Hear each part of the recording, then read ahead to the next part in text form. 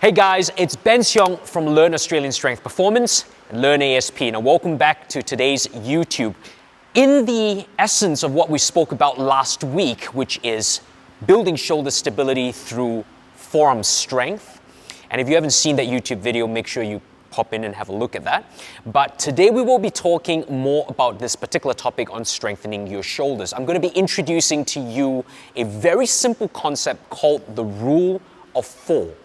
Now this concept is a concept that I found works extremely well with a lot of the athletes that I train, including individuals who are rehabbing for shoulder strength.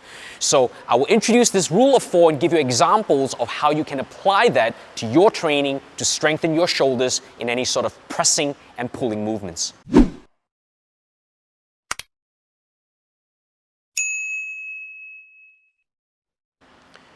So the rule of 4 really goes like this. Basically, if you're looking to increase shoulder stability, you also want to look at the choice of exercises that you have within a workout or within the planned split itself. And what I mean by that is, if let's say, for example, Monday is International Chest Day, as we know, and you are jumping into a chest workout, majority of the time, the exercises will be limited to things like an incline press, a bench press, crossovers, for example, or a pec deck. Now, you want to be smart in how you choose your exercises. The exercise choice is not only chosen to allow effective hypertrophy, but it also is there to increase stability and strength of the joints that actually support the muscles itself. So if I'm aiming to increase shoulder stability in any sort of pressing movements, I want to be able to expose my shoulder to movements that allow it to go all the way forward, up to the back. So the shoulder itself is a ball and socket joint, which means that I can move my hands in all directions in this way, which also means that in order to strengthen my shoulder, I really need to expose it to movements in all these particular degrees or angles. The rule of 4 comes into play when you choose exercises that cross over into these particular angles. So specifically, if you're looking at exercises to choose 4 main movements in your presses, for example, that allow you to cross these angles. So the first angle, it's a vertical press. So I'll be doing and showing you an example of a vertical press. The second movement you need to consider is a press in an angle. I would probably call it the top angle, where you're pressing at an incline. So it might be a 45-degree incline press or a 35-degree incline press, so long as it's an incline press, that's important. The third angle is pressing straight. So you're doing a horizontal press. Very much whether you're doing a seated horizontal press or lying down on a bench where you're doing a bench press or a dumbbell press variation on a flat bench, that is the angle you're looking for. The fourth angle that we need to cover is an angle where it goes behind. So it actually goes lower, where you're hitting the lower fibers of the chest per se, or the arms going behind. So all the way from here to here is the fourth angle that you need to cover. Now typically we look at a decline, a press or a movement, or a dip. So I'm going to give you an example of these 4 exercises and how you should structure them into your programming.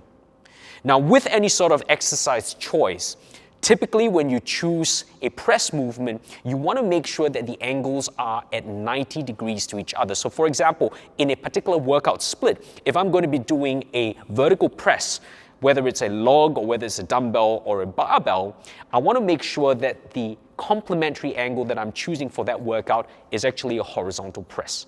So that's your 90 degrees. However, if I'm choosing an incline, I also want to make sure that I'm covering 90 degrees from the incline, which is a sort of a decline press or behind. So when I choose an incline movement, I would sort of pair that up with a movement that is a decline or a dip. Now, can you mix and match it? Yes, you can. But I found that this variation works extremely well with shoulder stability, and it's very compatible with the workout itself. So here are the examples that I'm going to give you.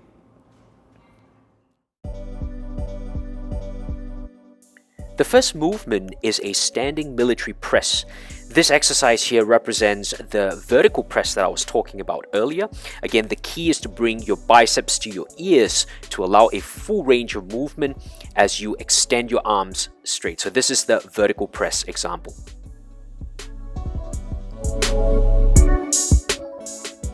This here is the example of an incline angle. So I'm doing an incline dumbbell press. With the incline angle that you choose, you can choose to vary the degrees of the angle, but also you can choose to use dumbbells or barbells to change it up.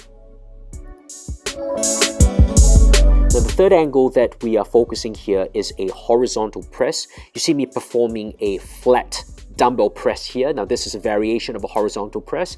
Again, as I mentioned earlier, you could do a seated horizontal press and that would not be any different in terms of the angle that you're trying to hit. So this is the third angle of the rule of 4.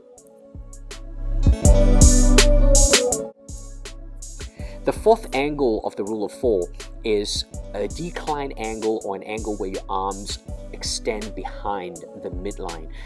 This obviously puts a lot of strain on the shoulder capsule, and this angle is probably where your shoulders are the weakest. So be careful when you choose the weight. Make sure you choose an appropriate weight or an appropriate depth. As you get lower, you increase the tension and the strain on the shoulder capsule itself.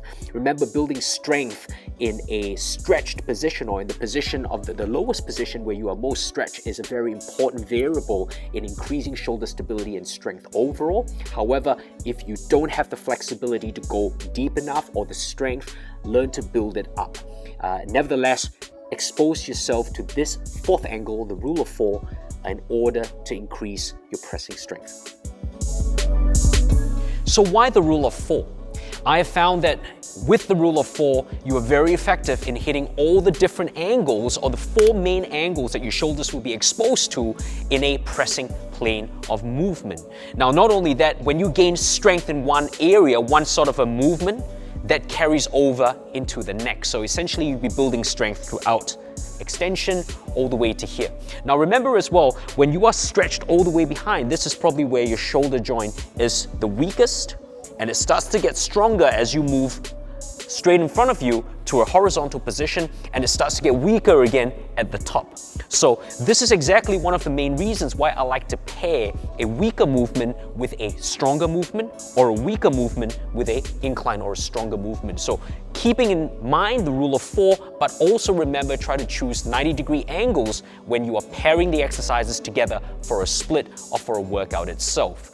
Now, I really hope that you've taken this particular tip away. It's a great tip that I've used again with my athletes that has given me amazing results with regards to building their shoulder strength up.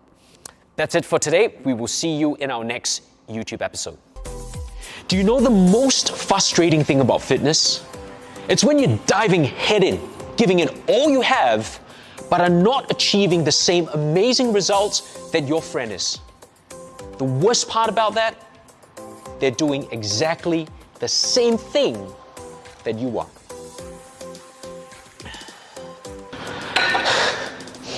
Now, I've been there and I've done that, and I've made a whole ton of mistakes in doing so. You will not have to go through the same route.